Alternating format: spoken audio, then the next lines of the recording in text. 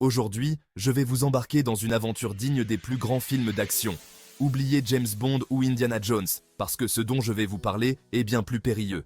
Je l'appelle la mission magasin. Vous savez, les courses, ça paraît simple, mais pour moi c'est une épopée. Mon partenaire d'aventure, Olivia. Elle n'a peur de rien. Avec ses genouillères vissées sur les jambes et une détermination à toute épreuve, elle est prête à affronter les allées du supermarché. Quant à moi, je suis équipé comme si j'entrais dans une zone contaminée. Masque, gants et surtout, mon fidèle flacon de gel hydroalcoolique. À nous deux, on doit bien ressembler à un couple de cosmonautes qui débarquent en plein rayon des céréales. Dès qu'on met les pièces dans le magasin, c'est déjà compliqué. Premier défi, le choix du chariot. Évidemment, il faut que je tombe sur celui qui est bancal. Dès les premiers mètres, la roue avant se bloque et je manque de basculer. Mais c'est pas grave, ça fait partie de la mission. Je suis un guerrier, alors je continue de pousser ce chariot à moitié cassé, qui fait un boucan d'enfer. En bon soldat, je me dirige vers le rayon fruits et légumes. Mais là, c'est Olivia qui doit prendre le relais. Pourquoi ? Parce que je suis allergique à pas mal de choses, dont certaines qu'on pourrait qualifier d'innocentes, comme la banane. Si je m'approche un peu trop près, mes mains se mettent à gonfler comme des ballons de baudruche. Donc Olivia va chercher les fruits avec sa petite liste, pendant que moi, je prends un détour stratégique pour éviter tout risque. Et puis, il y a le rayon épicerie internationale. Ah, le sushi!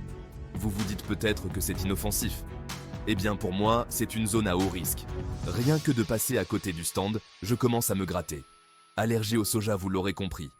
Alors, si par mégarde, un sushi traîne sur le tapis des caisses, j'enfile une couche supplémentaire de gel hydroalcoolique comme un chevalier revêtant son armure. Mais bon, le pire dans tout ça, c'est le tapis de caisse. Parce que oui, j'ai aussi une petite allergie aux matériaux qui composent ces tapis. Je pourrais presque entendre la musique de fond d'un film d'horreur chaque fois que j'approche. Dès que je dépose les produits, mes mains commencent à me démanger. Je m'équipe donc de mes gants pour éviter de finir la mission avec des mains couleur homard. Olivia m'observe avec un sourire en coin. Elle sait bien qu'à chaque fois, je me lance dans ce combat avec une bravoure un peu ridicule, mais c'est pour ça qu'on s'entend si bien.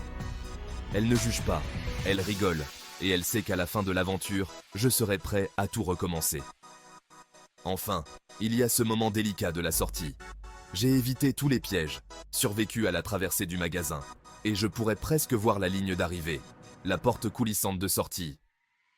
Mais voilà, il me reste encore une épreuve, la plus redoutée, les toilettes. Normalement, c'est une formalité. Mais là, il y a cette odeur de désinfectant, ce pchit qui risque de m'envoyer directement à l'hôpital. Alors, je prends sur moi, j'évite soigneusement les lieux, et je me dis qu'une fois rentré, ce sera plus sûr. Au final, si je ressors vivant de cette mission magasin, c'est vraiment un exploit. Olivia, elle, est là, fidèle coéquipière, toujours prête à dédramatiser avec un bon mot ou une blague. C'est peut-être grâce à elle que j'arrive à affronter cette aventure avec le sourire.